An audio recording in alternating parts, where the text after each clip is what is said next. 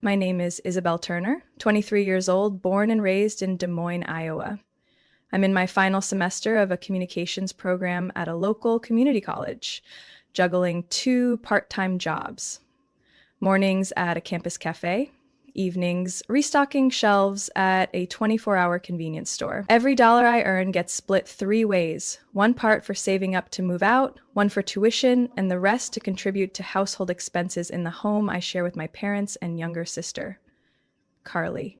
Carly is 19, dropped out halfway through a nursing program because it was too stressful, according to my mother. In reality, it was the parties, shopping sprees, and sleeping through exams. Still, my parents treat her like she's some flawless Disney princess. And me? I'm expected to be self-reliant, reasonable, the one who holds everything together, without a single complaint. Our house sits in a quiet neighborhood in the southern part of the city. I used to think of it as a home, but now it feels more like a pressure chamber. Every time I walk through the front door, it's like stepping into a space where all my efforts go unnoticed. My father, Gerald, looks at me not with affection, but calculation, as if to ask, "What else can this daughter do for this family?" That morning started like any other. I got up at 6:30, slipped on my dark brown uniform, tied up my hair, and tiptoed downstairs for coffee. My mom, Sharon, stood at the coffee machine, eyes glued to her phone. "Morning, Mom." "Yeah, Isabel?" she replied without looking up. "Oh, and later today, make sure to drive Carly to pick up her hair dye at the salon. She already placed the order." I froze. It was my birthday.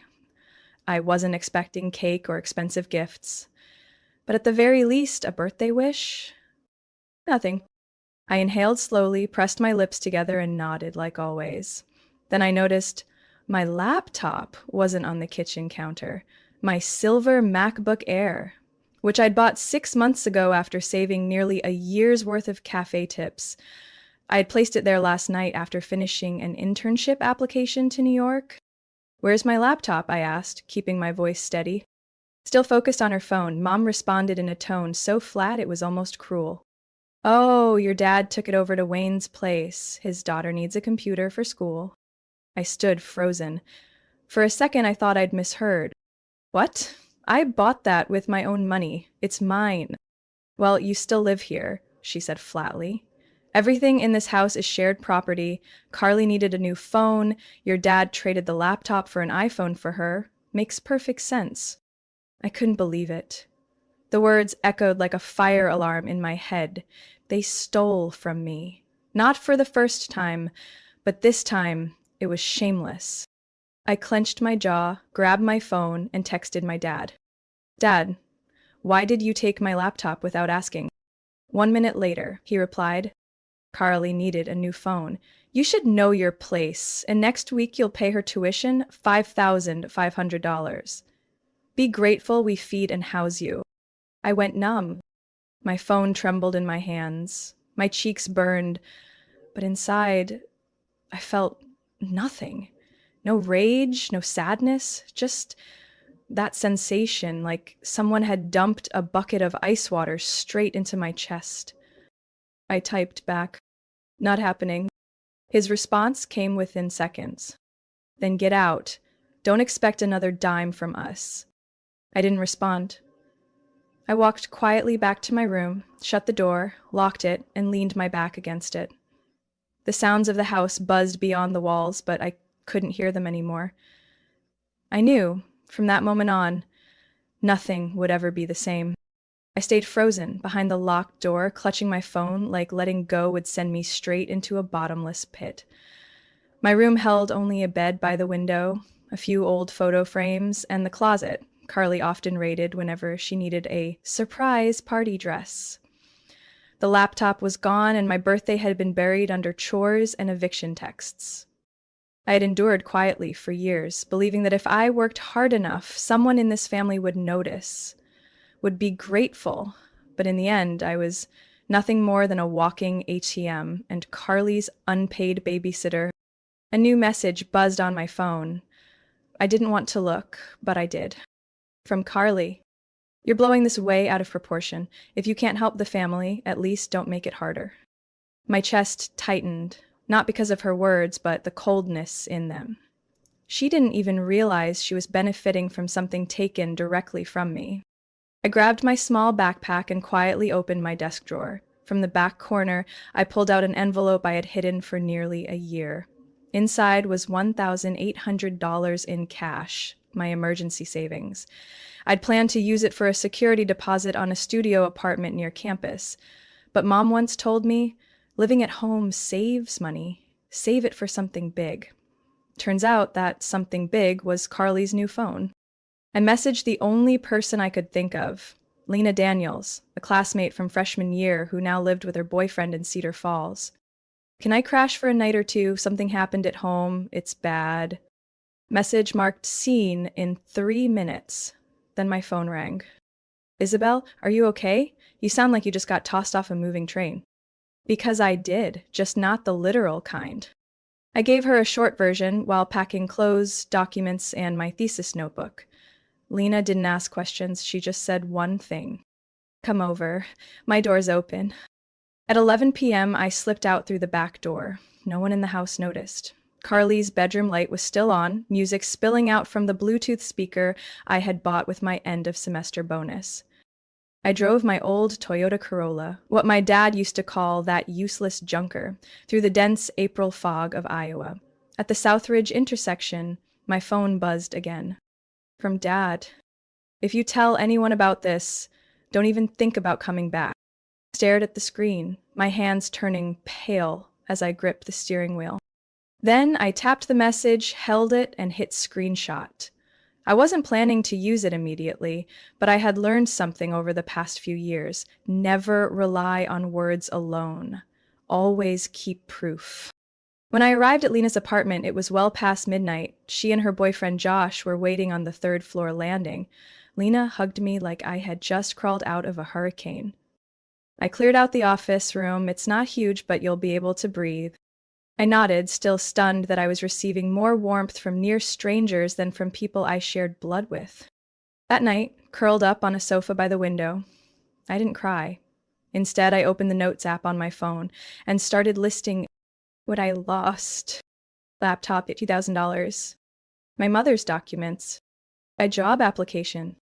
A place to live. A trust. What I still have. $1,800 in cash. A car. My email account. Evidence.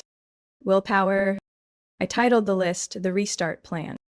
I didn't know what life would look like after this night, but one thing was crystal clear. I wasn't going back to that house. Not when my kindness had been treated like an obligation. Not when my birthday had become the day I was traded like excess inventory. And definitely not when the only person I had left to protect was myself.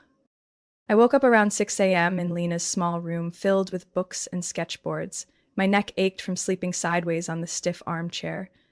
Morning sunlight streamed through the cream-colored curtain, landing on my backpack in the corner.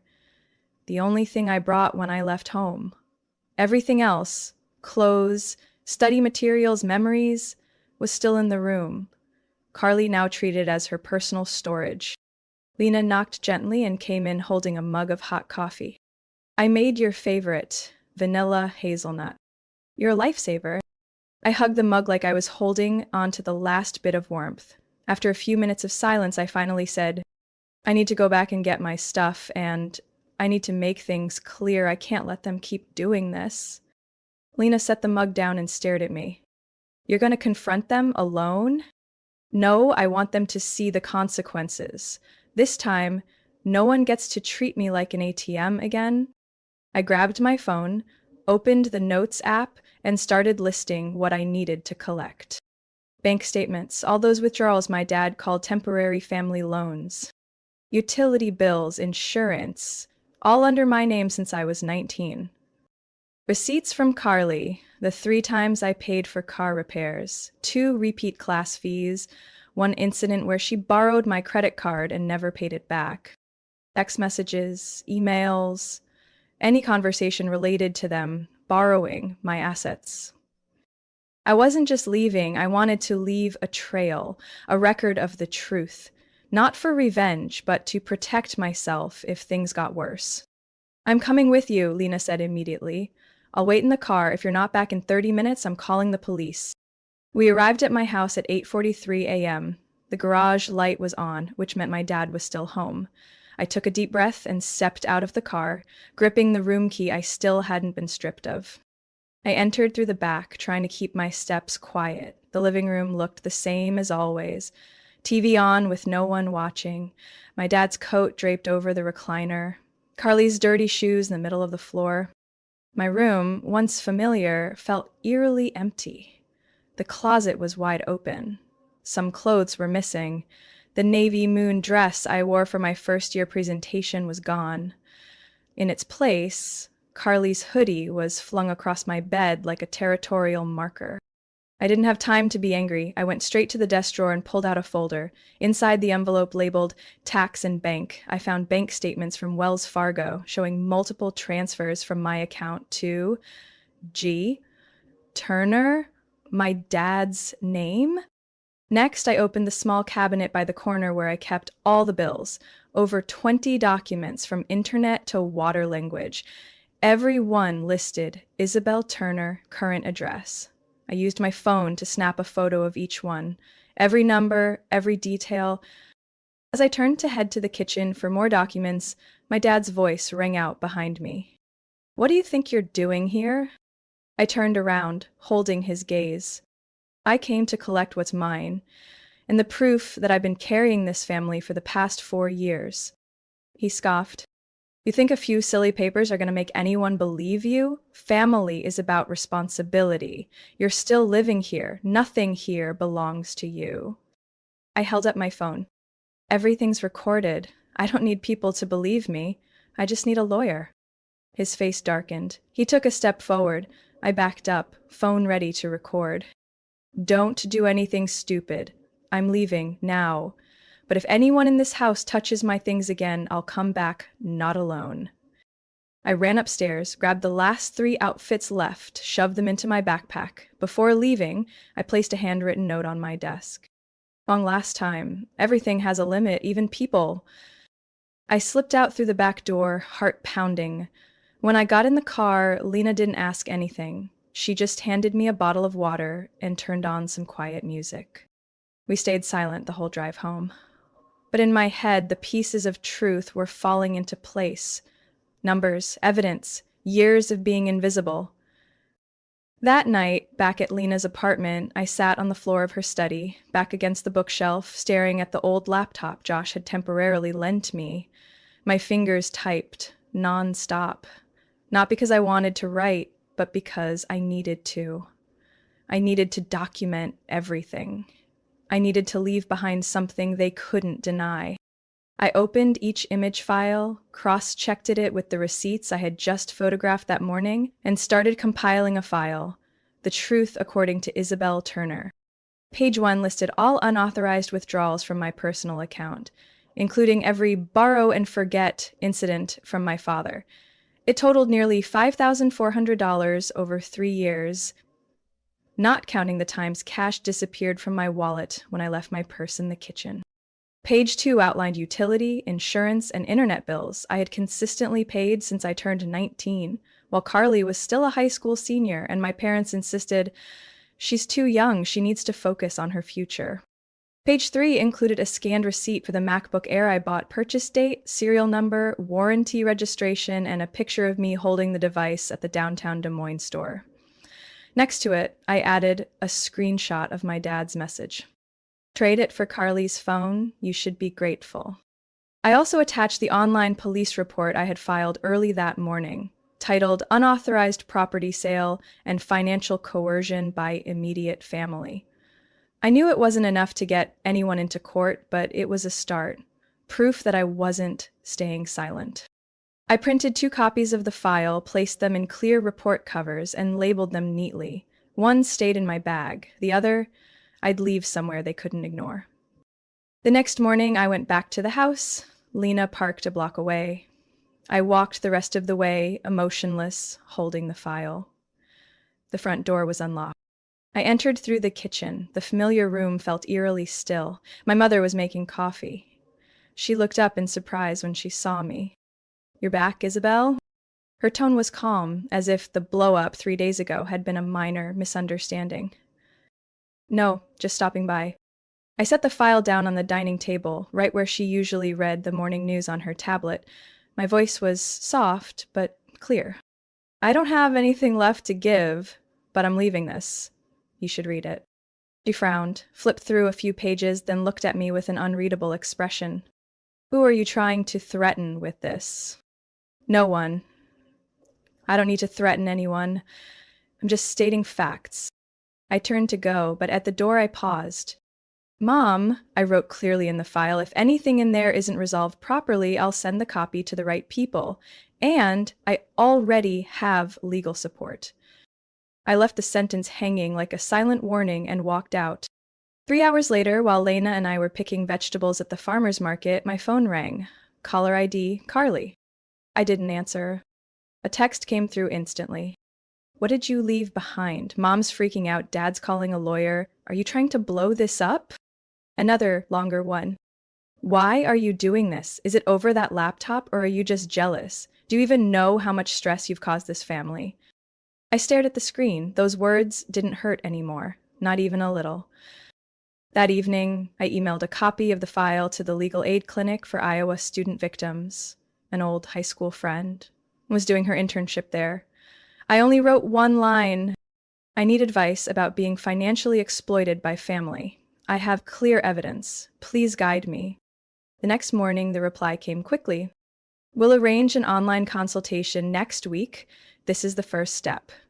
And you are not alone. I reread that last line 3 times. That night, for the first time in weeks, I played music in my room and let myself relax. Not because it was over, but because I knew I had started something that could not be undone. Less than 24 hours after I left the file, my phone started vibrating nonstop, as if someone were trying to pull me back into the same old spiral.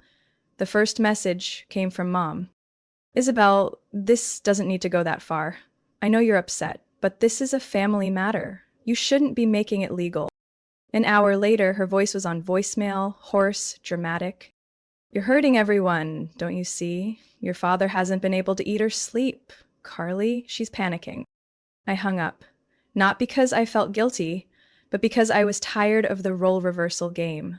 They hurt me for years, but the moment I spoke up, all eyes turned to me, like I was the cause. By late afternoon, Carly called. I hesitated a few seconds before picking up. What are you doing?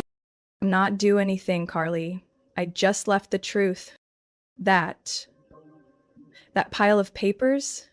Dad got so mad he smashed his phone on the floor. Mom's been crying all morning. Are you trying to destroy this family? I leaned against the wall, kept my voice steady. I'm not destroying anything. I'm just done allowing myself to be exploited. Carly went quiet for a few seconds. Then her tone softened, sounding uncertain. You know, when Mom read the part about you paying for my car repair last year, I realized I never asked. I thought Dad covered it, or maybe it came from the scholarship. I closed my eyes. There it was, the crack. What scholarship? I asked softly. The education fund Grandma and Grandpa set up for the both of us when we were kids. Dad told me I had full access. I used it for freshman and sophomore year, but yesterday I overheard Mom saying something about not realizing both funds were gone. When I asked, they clammed up. My heart skipped. You mean my fund was used for you too? I didn't know, Isabel, I swear. I thought it was mine. I thought it was split evenly. I let out a laugh, thin and sharp like a paper cut. Nothing was split. I juggled 2 jobs while you went to school on money I didn't even know was missing. And you call that family? Carly didn't argue. She exhaled. Before, I thought you were just mad about a laptop, but now I get it. They weren't just unfair to you. They lied to me too. I said nothing, let the silence spread like ink on paper. What are you going to do next? Carly asked after a pause. I looked up at the ceiling, where Elena's soft yellow light cast quiet shadows. I don't know yet, but I'm not going back. I'm going to reclaim what's mine, and if they don't cooperate, I'll take it further. That night, I received an email from Lauren, my friend interning at the Iowa Student Legal Aid Organization. Isabel, I've read your file. I showed it to my supervisor. They want to set up a meeting with you next Tuesday to go over everything. They say your case has strong legal standing. I sat in silence for several minutes after reading it. Not because I was overwhelmed, but because being believed after years of being dismissed felt strangely unfamiliar.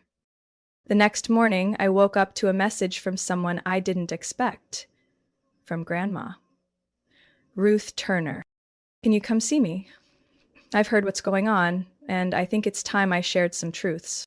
I stared at that message, heart pounding. Grandma Ruth, my dad's mother, had always stayed out of family conflicts. She lived in Cedar Rapids, almost a 2-hour drive from Des Moines, and was seen as neutral. She never took sides, never got involved. But if she was the one reaching out, I called her back. She answered instantly. Isabel, thank you for calling back. I want to see you. I've kept quiet about many things for too long, but maybe silence isn't right anymore. Her voice didn't waver. It wasn't frail as I remembered. It sounded like she had been waiting for this conversation for a very long time. I drove to Cedar Rapids on a gray Saturday afternoon. It wasn't raining, but the sky was gloomy enough to weigh heavy on the heart. Ruth Turner's house sat at the end of a cobblestone road, surrounded by maple trees that had just begun to turn. I had never been here alone. The last time I clearly remembered, I was 14, and Carly was sitting in Grandma's lap asking for cookies.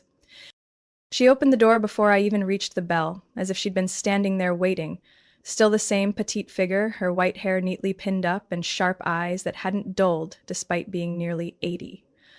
And come in, Isabel. I've made tea. We sat in the living room, surrounded by classic landscape paintings and a faint scent of lavender in the air. She handed me a cup of mint tea and said nothing for the first few minutes, just looked at me like she was seeing someone clearly for the first time under the right light. I read the file you left for your parents. I nodded. I also talked to Carly. I looked up. And you believe me? I don't need to believe. The truth lies in the numbers. She got up, walked into her office, then returned with a thick envelope. Placing it on the table, she pushed it toward me. Open it. I think you should have known this a long time ago. Inside was a copy of a trust agreement dated back to 2005, the year I turned 3. The trust was established by my grandfather, Thomas Turner. The initial amount was $30,000, split evenly into 2 separate trusts, one for me, one for Carly. Your grandfather always believed in education. Before he passed, he appointed me as co-trustee. But when he died, your father convinced me to relinquish my role, saying the next generation should take responsibility. I was too weak to fight back then. I sat in silence. Every word hit like a nail into the already shattered foundation of my trust. Gerald promised he wouldn't touch your education fund. But when Carly went to college, the money started disappearing. You were never informed about this fund, were you? I shook my head. Said we didn't qualify for financial aid, so I worked part-time, took out student loans, and lived at home to save money. I believed him. She stared at me for a long time. Then she said slowly, Gerald used your trust to cover Carly's second-year tuition after she lost her scholarship. Nearly all your fund was drained in just 18 months. I wasn't shocked anymore, just an empty space carved deeper inside my chest. And Carly, she didn't know, she added. She thought that was her share. You think she's selfish, but she was deceived too. I leaned back in the chair, my hands tightening around the cup. What do you plan to do? Ruth sat up straight. I called your grandfather's attorney, the one who drafted the original trust. We're requesting a full financial audit, and if necessary, we'll go to court. That last part stopped me cold. You mean sue my father? Not for revenge, just for clarity. You can't move forward if the past keeps weighing you down. I nodded, though my mind hadn't caught up with everything yet. And Carly? If she truly wants to make things right, she'll find a way. She paused, then said sharply but quietly, "If not, she's no different from Gerald." Before I left, she handed me a scanned copy of the trust documents and a meeting notice with Mr. Raymond Ellis, the family lawyer, for next Wednesday at his office in downtown Des Moines. "You don't have to do this alone anymore." I left Cedar Rapids after sunset, the golden hour lighting up one side of the road. The file sat on the passenger seat beside me. My heart was quiet, but no longer cold, because for the first time in years, someone was standing with me. And for the first time in my life, I knew one thing for sure. They weren't going to get away with this quietly. I moved out of Lena's apartment early the following week, after Mrs. Ruth called to inform me that she had just purchased a small unit in the Beaverdale neighborhood, less than a 15-minute drive from my campus. "You need a decent place to begin again," she said, her voice gentle but resolute. I was about to refuse, but she added, "It's not a favor, Isabel, it's an investment." The apartment sat on the second floor of a red brick triplex with a large window facing a small park and an open kitchen topped with light gray granite counters. I never thought I'd cry over a kitchen, but when I placed the first cup on the shelf and didn't hear anyone say, "Stop making a mess," I actually broke down. Josh helped me reinstall the old hard drive into the laptop I had reclaimed. My dad's neighbor, Mr. Wallace, had returned it after realizing what had really happened. "I didn't know they took it from their daughter," he wrote on a slip of paper. "Truly sorry." No embellishments. I appreciated that more than any excuse my parents could have given. When I powered it on and saw the folder titled Thesis Final Drafts, it felt like recovering a piece of my soul that had been abandoned. All the files were intact: job portfolios, recommendation letters, writing samples. I took screenshots, then backed them up in 3 different cloud drives, almost like I was afraid someone might take them again. A few days later, I applied for a part-time marketing assistant position at a startup called Maple and Crest, focused on educational technology. I found the job posting on a student bulletin board and submitted my application that same night. The next morning, I got a call from the CEO. "Tasha." "Nope." "I was impressed by how you presented your materials," she said. "Clean, clear, and honest. Can you come in for an interview this afternoon?"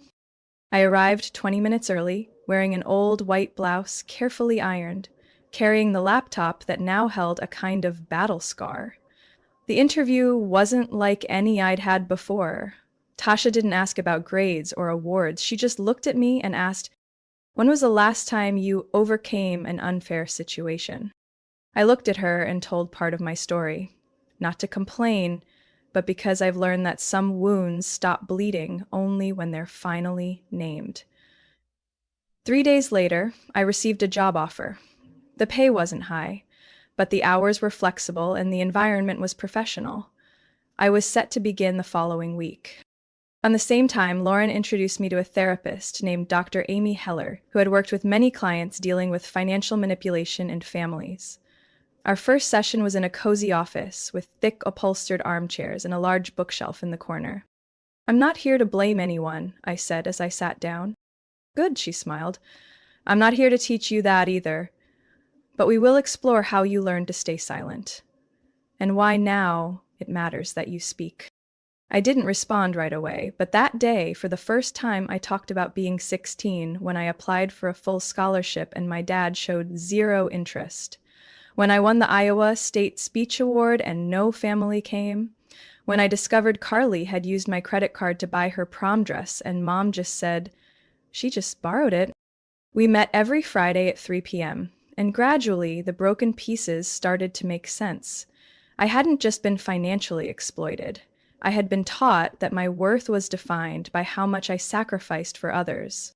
By the end of the month, I got an email from Tasha offering me my first solo project, designing a media campaign for a scholarship program targeting underprivileged students. I hesitated for a second before replying yes, but this time not out of fear of missing a chance. because I knew I was ready to lead it. That evening, while making coffee in my tiny kitchen, I got a text from Carly. "Are you okay? I know it's not enough, but I'm sorry." I stared at the screen, didn't reply right away, because my life no longer revolves around forgiveness. It revolves around rebuilding myself, one decision at a time. From a small apartment, an old laptop, to the first job held by someone learning to stand without needing anyone's permission. 1 month after my first meeting with attorney Raymond Ellis, the formal hearing about my trust fund was held at Polk County Court. I arrived early, wearing a navy new suit borrowed from Lauren. It fit eerily well. Carly sat beside me, clutching her purse, lightly made up but with eyes red from sleeplessness. Across the room were my parents. My father sat with arms crossed and a frozen expression, while my mother dabbed at the corners of her eyes with a tissue whenever someone glanced her way. But this time, no one bought the tears. When the judge requested a document review, Raymond presented everything clearly. Evidence of the unauthorized withdrawals from the trust, banking records, testimony from the original overseers, my grandparents, and finally a copy of my father's false declaration submitted to the fund's governing body. The court acknowledges that Mr. Gerald Turner unlawfully used the entire amount belonging to Isabel Turner without beneficiary consent and intentionally concealed the fund's existence from the rightful trustee. There was no need for a rebuttal. The evidence was undeniable. The court ruled, all misappropriated funds, totaling $28,400, must be reimbursed to Isabel within 90 days. Gerald Turner is permanently banned from handling any future family trusts. The remaining trust balance will be overseen by an independent manager, supervised by a court-appointed attorney. I didn't cry. I didn't need to. That formal recognition in clear daylight and legal language was enough to close a painful chapter. After the hearing, Carly followed me out into the hallway. "You don't have to forgive me, but I'm grateful you let me be there. You could have kept me away, but you knew I needed to understand." I turned to her. Forgiveness doesn't mean erasure. It means choosing not to let it define everything else. Carly nodded. We didn't hug. But for the first time, between two women raised to compete for love, something softened. In June, I received an official raise from Maple and Crest and the chance to coordinate a small project. Tasha placed a hand on my shoulder during a Monday morning meeting and whispered, "You didn't just make it through, you're paving the way." That was the day I received a second email from Ms. Ruth. "Dear Isabel, if you don't mind, I'd like to gift you something. The little wooden cabin in Okoboji. Your grandfather used to take me camping there in the summers. I don't use it anymore, but it deserves to hold warmth again. I drove to Okoboji that weekend with Josh, Lena's boyfriend, now my close friend. It took us 3 hours, but when I opened the wooden door to the cabin by the lake, I understood instantly. This wasn't just a gift. It was a preserved piece of my family's soul. The cabin had a porch, a fireplace, and old framed photographs lining the hallway. On a shelf sat my grandfather Thomas's journal, pages of summer memories with Ruth, entries about repainting the roof by hand, taking Carly and me to catch fireflies. I didn't remember those moments, but I could feel them alive in the wood grain. I decided to keep the cabin's essence intact, but renovate part of it to become a summer writing retreat for students studying creative writing or communications, people like me, who once needed a place to hear their own voice. A month later, on my 24th birthday, I hosted a small dinner in my Beaverdale apartment. Lauren was there, and so were Tasha, Josh, Lena, and Carly. We made homemade pizza, drank chilled soda, and laughed until our stomachs hurt over trivia games I had created. When it came time for cake, Carly stood up and held out a small envelope. "I don't have a big gift, but I've been working part-time at the campus library. Here's the first $600 toward what I owe you. And if you'll have me, I'd love to help you fix up the cabin in Okoboji during break." I looked at my sister and nodded. No big speech, no dramatic reconciliation. That night, I stepped onto the balcony with a drink in hand, staring at the quiet city sky. What filled my heart wasn't the fact that I had reclaimed everything, but that I was no longer losing myself. And this journey ultimately wasn't about leaving it all behind, but about how I came back, whole, one step at a time. Isabel's story is a powerful reminder that sometimes freedom begins the moment you dare to say enough to the very people you once trusted. In real life, many are exploited under the guise of family duty until they finally rise up to reclaim their worth and the right to lead their own lives. Isabel didn't just recover the finances that were taken from her, she found herself, her freedom, and a future built on her own choices, not blind sacrifice. What do you think about Isabel's journey? What would you do if you were in her place? Share your thoughts in the comments, and don't forget to follow the channel for more heartfelt, thought-provoking stories about family and life.